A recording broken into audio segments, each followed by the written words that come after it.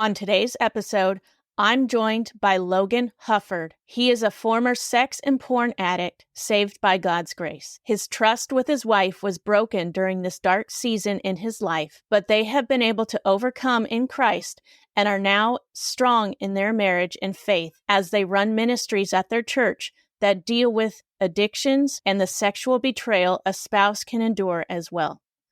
Logan believed he would never amount to more than just an addict, but through the power of Christ and the tough love of his wife, he has come out on top and devoted his life to giving God the glory and sharing his story with others to help them through their struggles. Get ready to be empowered to overcome your own struggles, whether it's porn or not. This episode has something for everyone.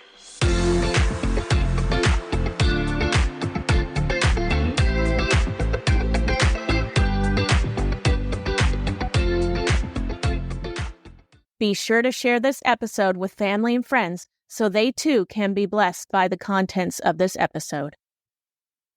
Hey, Logan, thanks for joining us today. I'm very excited to talk to you about this topic because it's something that's near and dear to my heart, as I have also dealt with this addiction and become freed from it, but also because this is something that I don't think the church talks about enough, and Christians in general kind of shy away from it because it's so, I don't even know how to explain it. It's just not taboo, but something like that. It's just something that people don't want to talk about. So I'm really excited that you on your Instagram are constantly talking about it because people need that help. So thank you for joining me today so we can discuss this.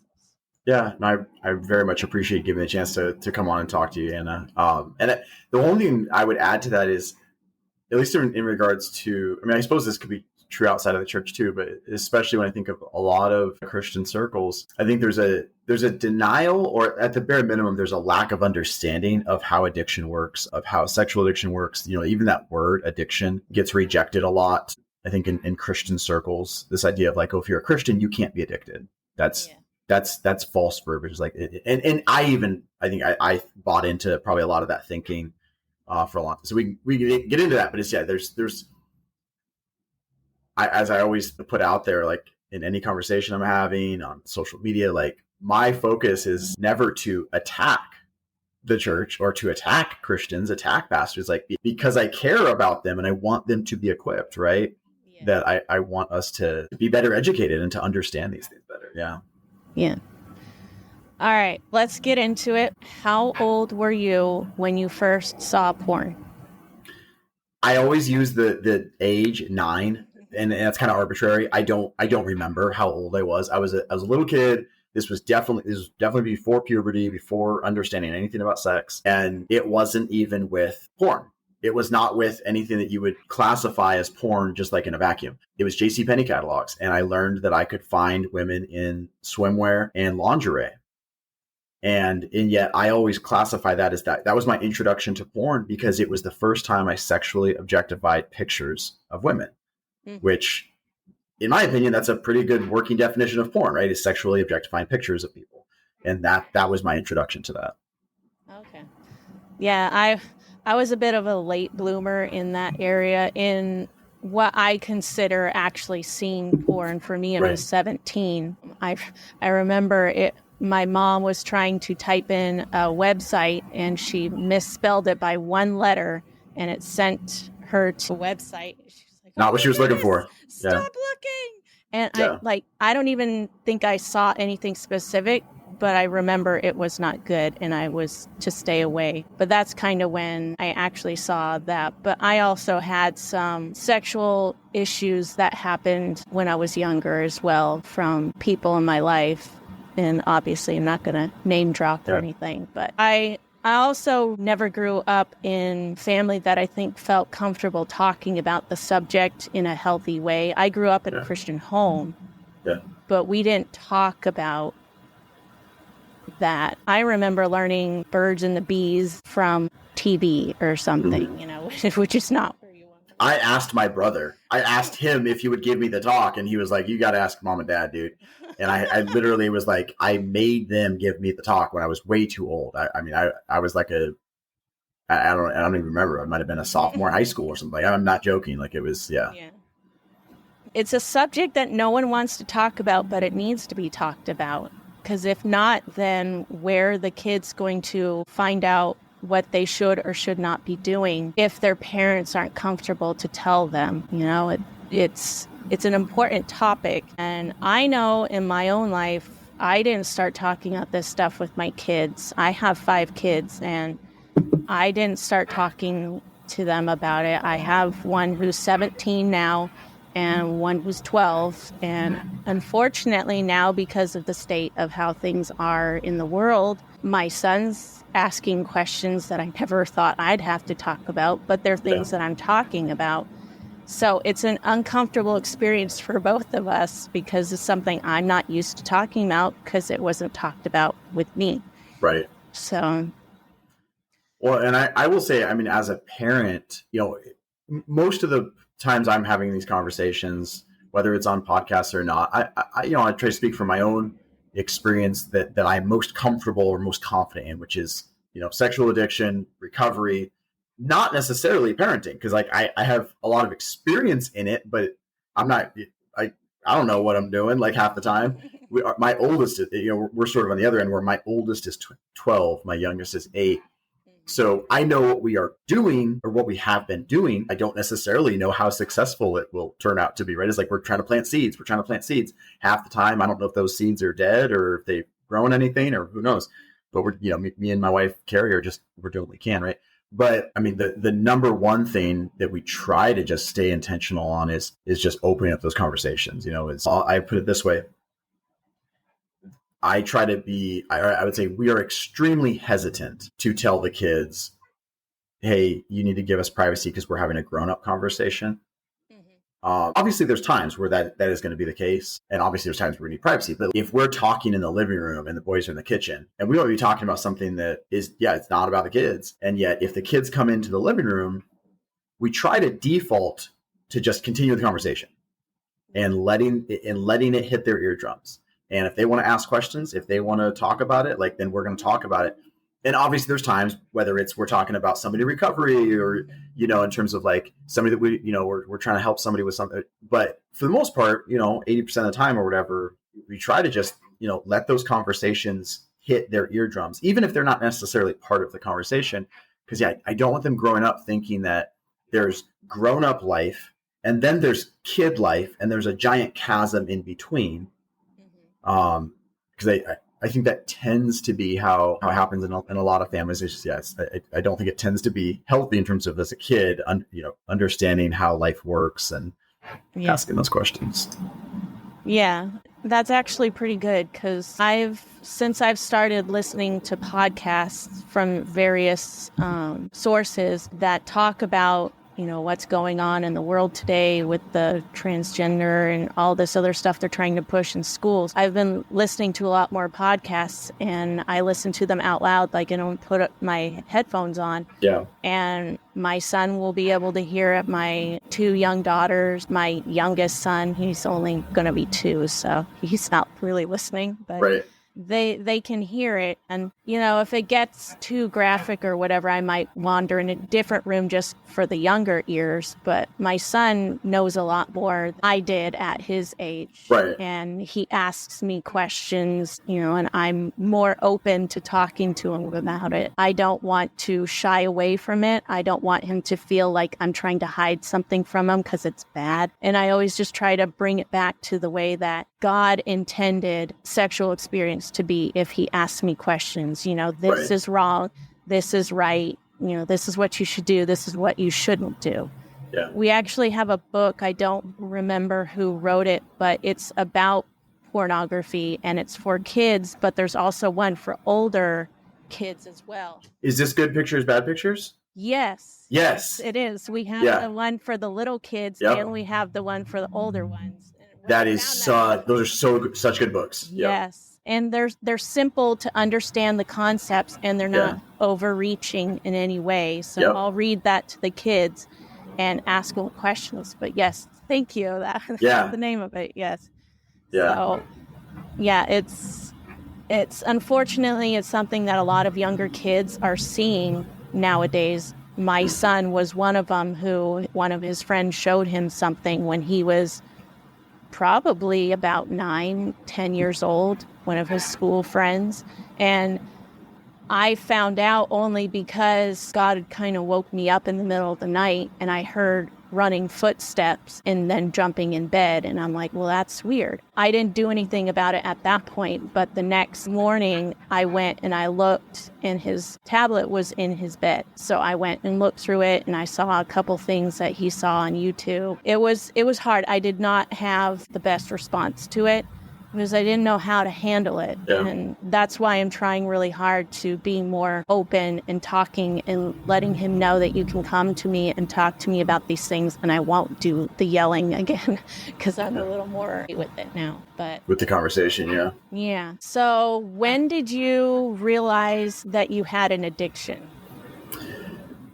Probably like a year after I got married, to be honest, because that was when, I don't remember before I was married. I don't remember if I had the awareness of like, I can't stop. I seemingly can't stop. My addiction all through my teen years was limited to pornography very rarely, because I just I didn't have access. I would take it when I could get it, but I didn't have a lot of opportunity. I grew up pretty sheltered.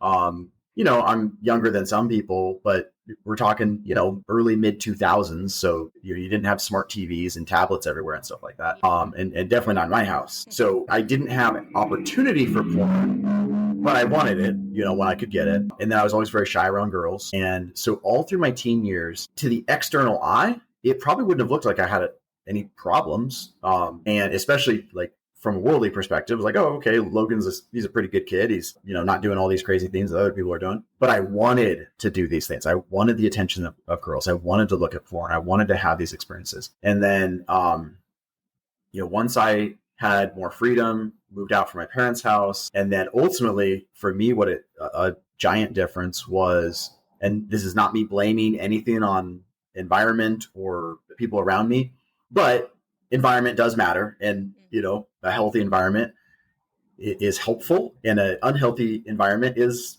typically not going to be helpful in terms of making good decisions. I started selling cars in August of 2010. So I'm 20 years old. To this point, again, occasional porn, wanting the attention of girls, but not much external behavior. I was planting seeds without even realizing it, but not much external behavior. But then these seeds started to grow out of the ground a little bit. And I'm talking to people, I'm selling cars, I'm building relationships with people. And I was good at building connection. I wasn't like the best car salesman because I knew all of this stuff about cars, but I was good at building rapport and getting people to talk to me. And that's not necessarily a bad thing, but I totally abused that. And when it came to women, basically any woman in my path, I became a predator. I would prey on them to get what I wanted. I would seek out, I would flirt. I would seek attention. I would see where the conversation would go. And before too long, I had multiple sexual infidelities. During this time, I'm engaged. I know I'm jumping around a little bit timeline. I apologize, but I'm engaged to Carrie, and I had sexual encounters on multiple occasions before we got married with other women. There was a huge part of me that was like, I felt terrible shame and all this, but there was a huge part of me that also, I enjoyed it. This was kind of the thing that I'd always wanted. Didn't plan on doing these things while I was engaged to a woman that I loved, that I cared about. Wasn't planning on that. But there, on some depraved level, these were things that I always wanted to do. And, to have women like me and give me that attention and all that. And, when I said I planted seeds earlier, even though I didn't realize how they were growing, what I mean by that is, all through my teen years, every time I'm looking at porn, even though I wasn't having really any interaction that was inappropriate with girls around me, every time I'm looking at porn, I'm training myself to chase after new and different. Every time I'm looking at porn, I'm training my brain that I can have what I want, when I want it, however I want it, with whoever I want. Like I can pick the type of woman that's on screen. I can click to a different video. I can choose all these things, which at the bare minimum is a very immature way of behaving. And then, of course, beyond that, the spiritual and sexual depravity that exists there, the glue of all those dopamine hits and the glue that I'm tethering myself to these images and to this behavior. I was planting all those seeds and had no clue. So now going back to as a 20-year-old, I'm playing these things out in real life. I'm getting this attention in real life. So Carrie and I got married June 4th, 2011. When we got married, I'd already cheated on her multiple times beyond pornography, with real women in real life. And then it just continued. 6 months after we got married, I actually wrote her a letter and I confessed to the physical sexual encounters. I didn't confess to the constant flirting. I didn't confess to all that. I confessed to the stuff that felt really bad and I wanted to get off my chest. So it was not healthy repentance. But at the same time, like, there also was part of me that, as insane as it sounds now, I truly thought that I was just like not going to do it anymore. I'm done. I'm never going to do this again. I feel so terrible. And yeah, nothing in my infrastructure changed. Nothing in, I didn't build up an accountability infrastructure. I didn't start seeking out resources. I just, decided I was going to hit the off button and never do it again. And I didn't stop. Again, I don't have a singular moment, but like at some point within that first year or so would have been where I'm like, okay, this keeps happening. I shouldn't say this keeps happening. I keep doing this. And on one hand, I want to do these things, but on the other hand, I don't want to do these things. Somewhere in there was when my awareness of my problem, like I still didn't identify as an addict. I didn't think of this as an addiction. It's just like, man, I keep doing this crap and I don't know how to stop.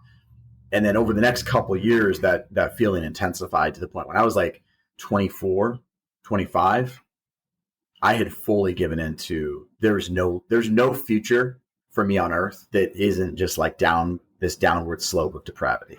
There's no future where I'm going to be a good husband. There's no future where I'm going to be able to look in my kids' eyes as a dad and know that they can look up to me, that I can teach them, things as a dad. Realistically, there's probably not a future for me as their dad. Like, it's only a matter of time before they just, they'll never talk to me again. At some point, I'm sure Carrie's going to leave me. All of these things I pretty much just fully bought into as like a 23, 24, 25-year-old.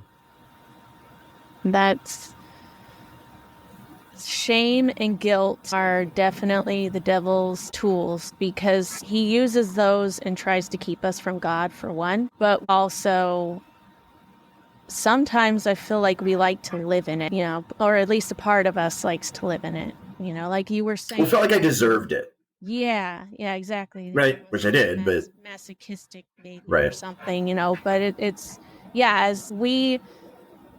I know when I was looking at the porn, a lot of people didn't know. Like, I'm pretty sure nobody knew that I was doing that because I was able to hide it. And when I did have access to internet, I knew how to delete the history so people wouldn't see. I was just very crafty with it because I was in my family, as my late grandpa called me, he said, you are supposed to be the good one. So it was a high mantle that I had to keep up appearances on, and it was not easy to do, but I tried my best to be the best teenager I could be and do all the right things. So this was definitely a secret sin for me that I tried really hard to make sure nobody knew about because I didn't know what would happen to me if they found out. So I got really good at hiding it. I knew where to get all of it. I didn't have to pay. I just knew my way around because I had been so sneaky for so long and trying to be as clever as possible. When I got the iPhone, that was the worst because it's like handheld now. But the guilt and shame got me every single time. Immediately, I'd feel guilt and shame. I'd feel like I'm a horrible person. Why do I call myself a Christian? All these things, just like, you're disgusting. I hate this. I'm sorry, God. I won't do this again. Like, that was my immediate response was, I'm sorry, God. I won't do this again. But of course, I kept doing it again and just didn't stop. When I got angry, I'd go and seek it out. Like, that was my trigger most of the time. So the guilt and shame got me so bad that I couldn't like myself, I guess. And you mentioned something in one of your Instagram posts, and I think now's the perfect time to talk about it. You mentioned religiosity. Want to share what that means? Because I found that very profound. Yeah. So the idea of religiosity is basically, like in my case, I had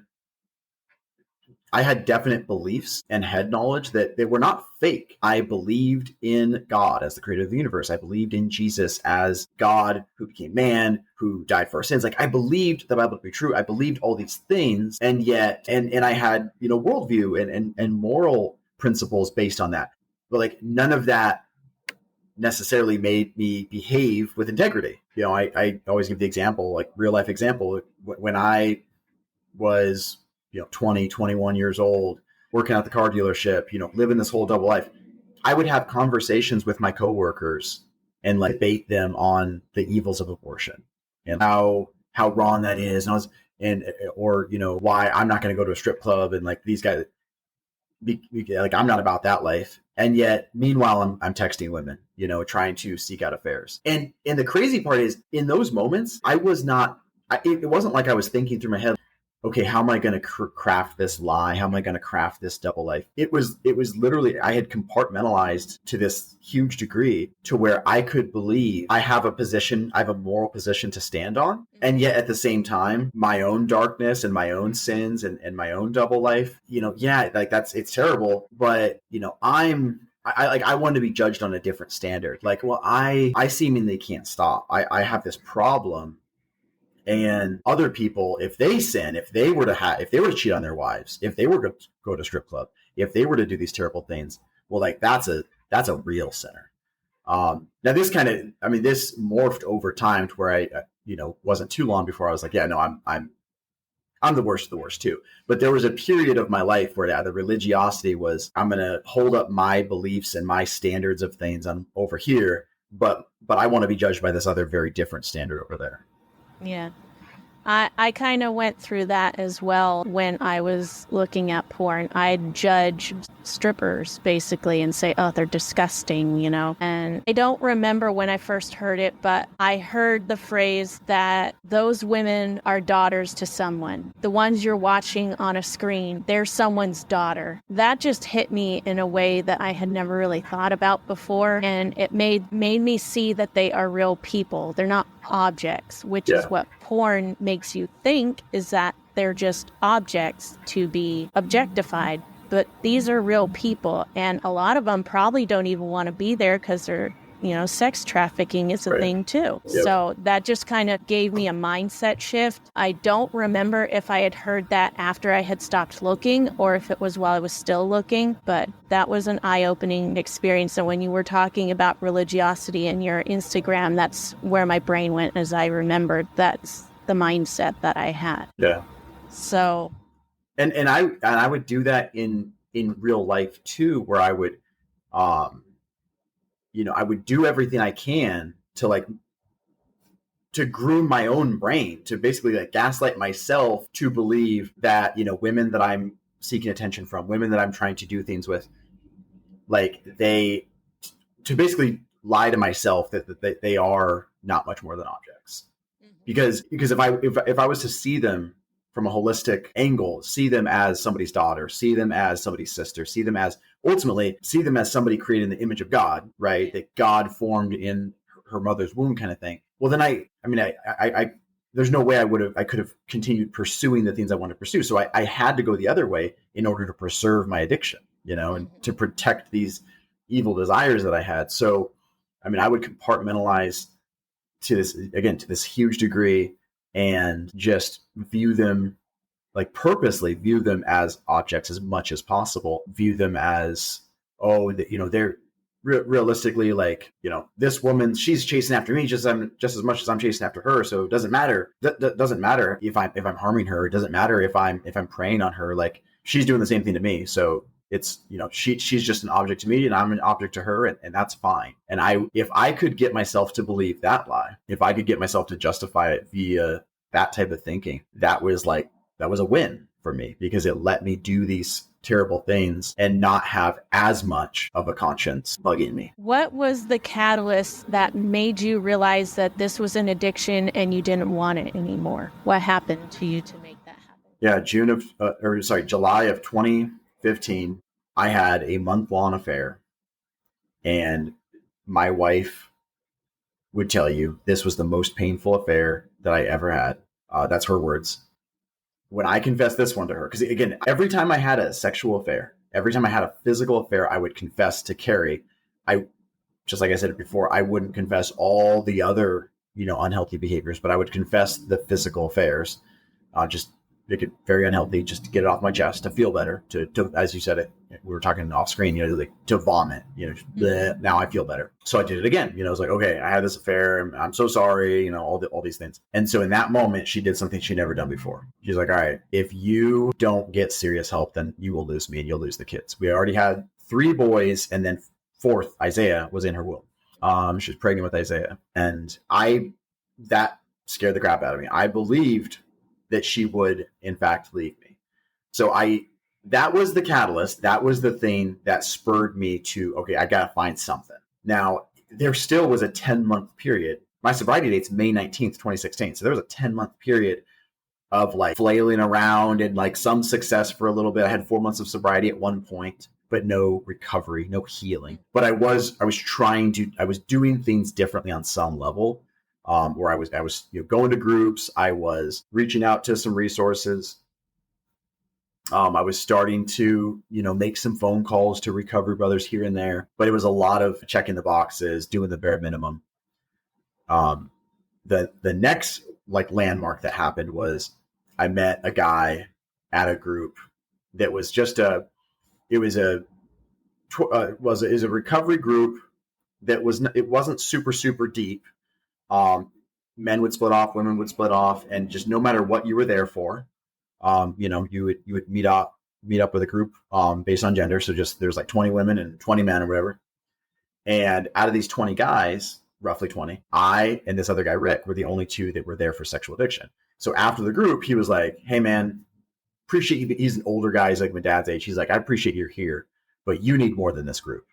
He's like, based on your story, he goes, you need something more intense. And then he went on to tell me, he's like, I needed something more intense too. And so he told me about this group called Prodigals. And he's like, it's a faith-based group, Christ-based group, 12-step recovery, specifically for men struggling with sexual addiction. And I didn't think that had like that existed, at least not in Alaska. Like maybe in a big city somewhere, there's a group, but the idea that there was a group of men specifically, centered around sexual addiction. And then they come to find out a few months later when I finally went to that group, because I pushed him away for a while, when I finally went to that group, and then I got to meet some of these guys, multiple men that had my story, my past, but had experienced healing. In most of their cases, it restored marriages. Guys that had, 10, 15, 20 years of unhealthy living, and they had 5, 10, 15, 20 years of healthy living. That boggled my mind. I never thought that was possible. Now, again, like all of those examples I just shared, none of those examples gave me access to the button to just turn it off. None of those things made it to where like the next day when I woke up, I was healthy, but they started to give me hope, because now I could see, okay, maybe I can stop doing this stuff. And then on a whole different level, probably not, but maybe I can even have like an enjoyable life. Like I can actually have a restored marriage. Maybe I can be the kind of dad that my kids can look up to. And I'm not exaggerating. I mean, it was probably a year into the program, a year into sobriety, before I even started to feel like I could have those things. So it was not a quick change.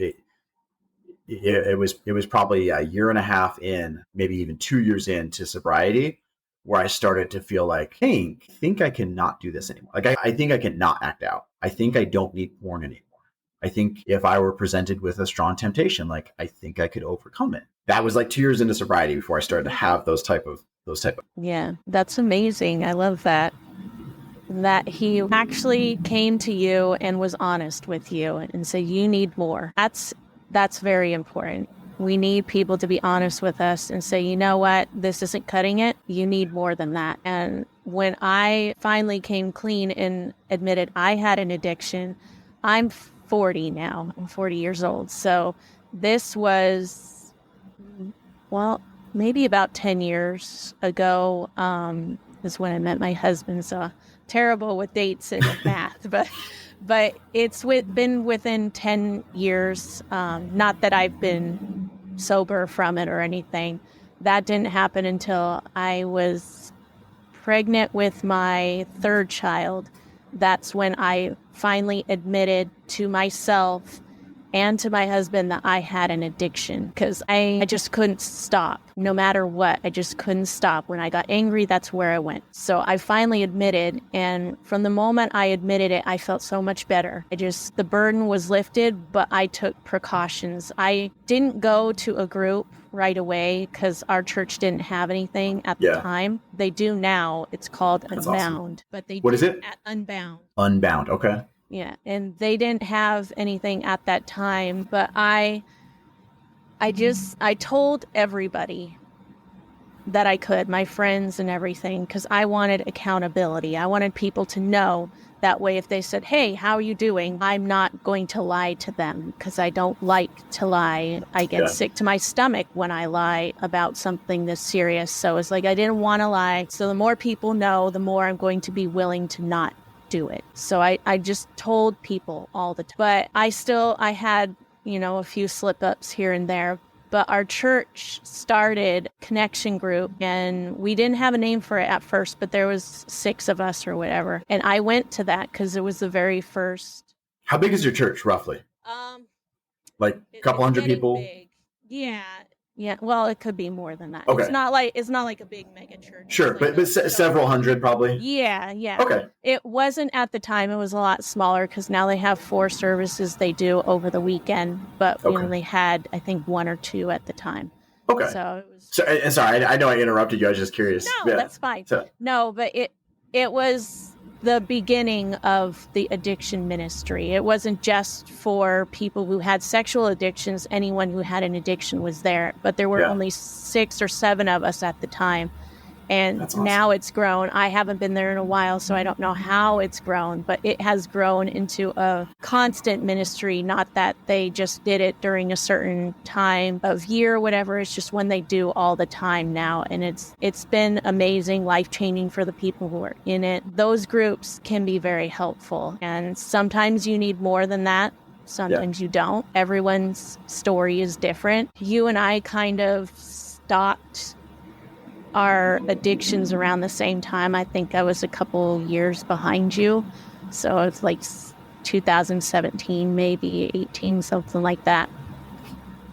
I'm just really encouraged by you wanting to get help and, being honest about your story, that you didn't just get help right away. Right. You had to go through the stripping away of your pride and getting to a low point, I guess, where you finally realized, okay, I can't run anymore. I have to fix this. How did your wife receive that when you finally went to get help from prodigals and she started seeing a change? How did she react to that? She was encouraged. I mean, she was thankful that I was reaching out, that I was trying to get help. I started going to meetings, so it would have been August of 2015, Sex Addicts Anonymous, Celebrate Recovery, a few different things. And not bashing any of those groups, but none of those groups offered the intensity, the accountability, to be honest, the hope that I needed. Not saying that there was no hope. It's just, I didn't see anyone that had struggled with the things that I struggled with that were living a healthy life. Maybe with other substances, but it wasn't until prodigals that I met guys that lived out my story on some level, that experienced healing. But when I started going to prodigals a couple months later, she started going to Partners in Process, which is a group for women who have been hurt in this way. So the sexual betrayal trauma, which is a whole other side of the coin, because she had been abused by me. And because of my sexual behaviors, I had been, emotionally and psychologically and verbally abusive for years, lying to her and living this double life and protecting my addiction at the expense of her and the kids. I was angry, all these things I'd done to her all along the way. So she dove headfirst into recovery shortly after me. So she's been in active recovery for exactly 8 years now. She's, in July of 2016, when I say that, that's a whole other side of the coin. Because I've met guys that, more or less have my story. They've gotten into recovery and they've transformed, God's transformed their lives. They've transformed their infrastructure, all these things, healthy living, healthy guys. And yet the majority of guys that I know in recovery, their wives have sought after healing. But there's definitely there's several guys that I know that I'm close with, and their wives have chosen not to, it doesn't have to be necessarily like this recovery group, but they've chosen not to embrace an intentional healing journey. And it's tough because it's not their fault. It wasn't Carrie's fault that I did this. Obviously, it's not her fault that she got hurt, but she was wounded, and she could have chosen to be like, well, I didn't cause this, so why am I going to spend time and energy fixing it? Yeah.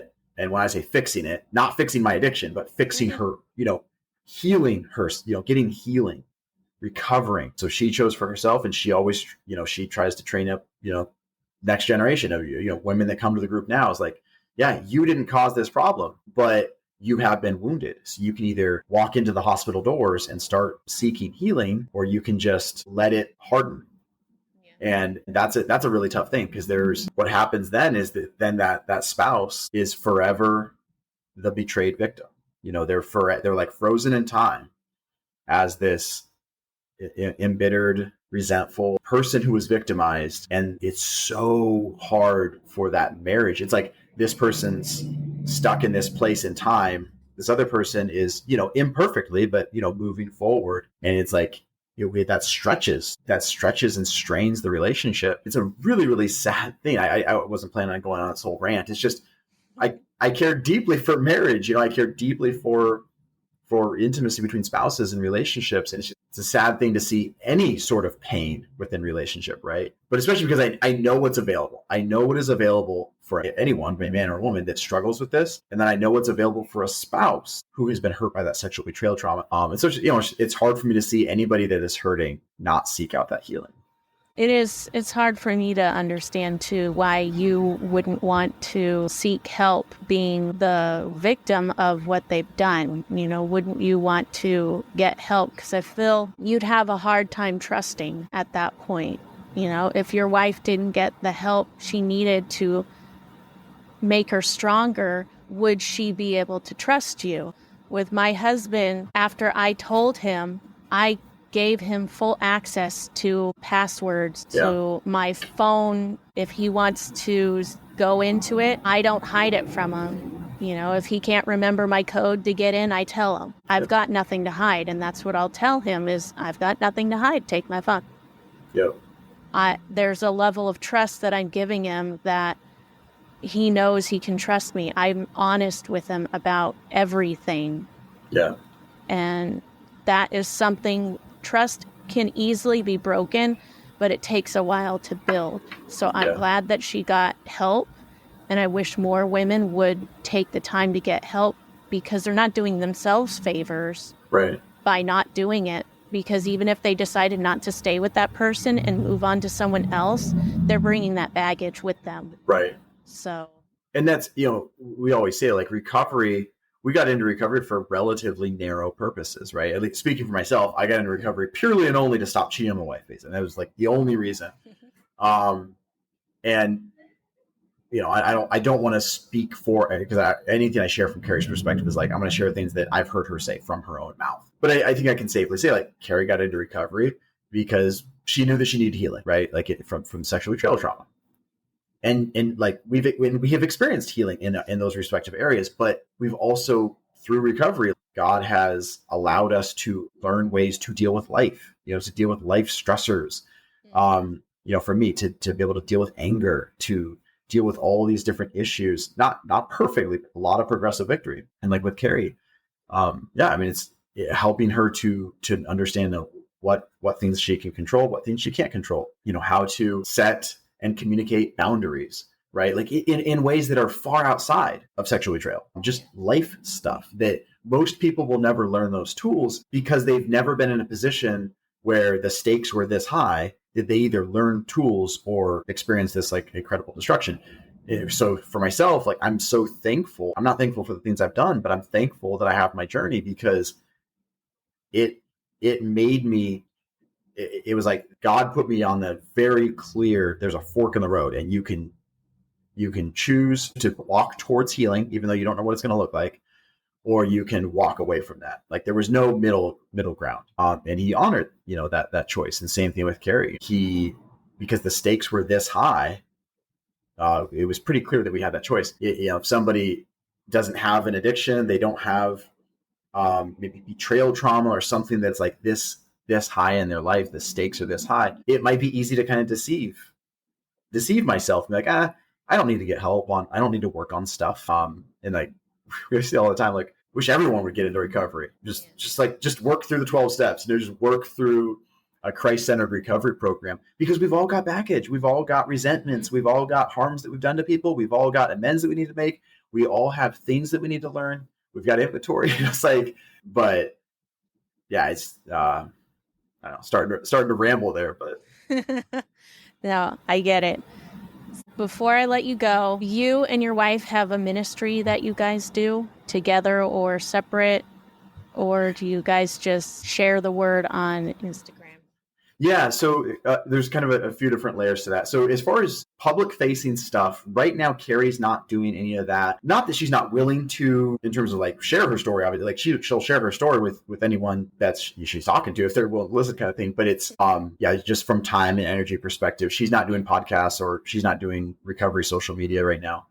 I've been this whole year, or this whole several months since March, have been hitting this super, super hard with, getting on podcasts, just trying to shout from the rooftops, and then also coupling that with Instagram and putting out content. And obviously, we're connected on Instagram, but for anyone that doesn't know, I mean, it's, if you want helpful content to better understand this stuff, to better understand destructive habits, even if it's not addiction or sexual addiction specifically, I think you will find it helpful. And then especially if you're looking for sexual addiction resources, or I touch a little bit on sexual betrayal trauma, and I try not to go too heavy on that because obviously I'm not the one that experienced it, but it's not me, it's not every day I'm going to post a trendy Bible verse or B-roll of like a wave hitting the rocks. Like, I try to, put out actionable, relevant content that, sometimes it's stuff that's, hey, here's what it was to be inside the brain of an addict.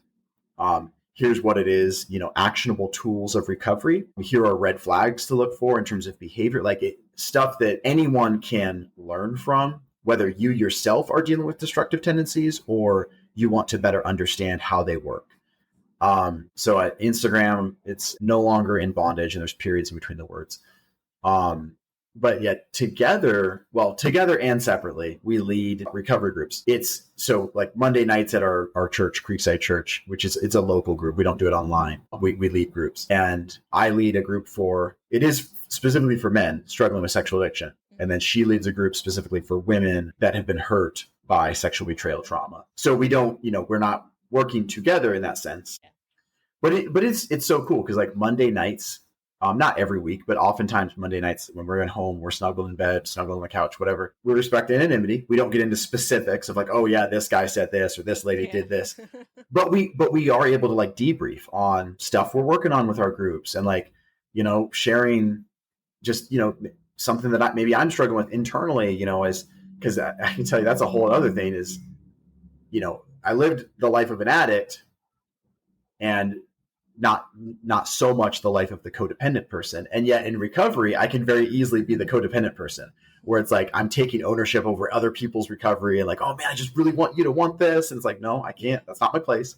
But we can kind of commiserate on that stuff, because obviously she'll deal with some of that same struggle too sometimes. But yeah, even though we are doing the ministries separately in terms of like logistically, they're separate meetings, but very much, I mean, I view it as we're in ministry together because they're tied to the hip kind of thing. So it's a beautiful thing. Yeah. I think that's wonderful. And I'm sure a lot of people have been blessed by it. And I'm sure more people will be blessed by the content you've been putting out on Instagram. I'm glad to hear that you were able to save your marriage and that you and your wife and your children are doing well in the midst of this situation. And I'm very happy to hear that you are doing well in your recovery and that you are no longer feeling in bondage to this addiction, that you feel comfortable just being able to be home alone, which I know was a thing I had a hard time with. I had to cut myself off from watching anything higher than PG pretty much for a long time, because that was triggering if I saw something. Even still now to this day, certain things might trigger and I'm like, I don't want to watch that, or I don't want to hear that. So I don't think the temptations are ever going to go away, but you can get to a point where you can easily say, no, thanks, I'm good. Right. It's not a struggle. Yeah, I just want to say a couple things real quick to that point. Because number one, when you say like the temptations probably won't ever go away. And I've heard different takes on this, and I'm not going to try to speak for everyone, but I do think this is a relevant thing that needs to be emphasized. Is I absolutely reject the idea that like once an addict, always an addict. And that's a very real narrative that exists out there, right? Is that no, if you're that way, like then you have to constantly have the exact same mindset the rest of your life. It's like, no, that I call BS on that. That's not freedom.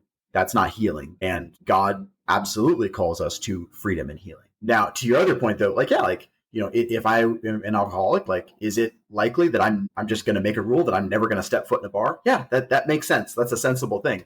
If I, struggle with sexual addiction, then should I just draw a line and like, I'm never going to watch these movies? I was give an example. Like I love movies. I love Leonardo DiCaprio, Martin Scorsese, but I'm never going to watch Wolf of Wall Street. Like I'll just never watch it. And there's part of me that is like bummed out because like the story itself is fascinating to me, but I'll just never watch the movie. It's just not worth it to me. Doesn't mean that I would watch that and then go look at porn. Just like an alcoholic who's got 20 years of sobriety and healthy living, they probably could walk into a bar and walk out and not immediately dive into their addiction, but it's not worth it, right? The risk is not worth it. Yeah.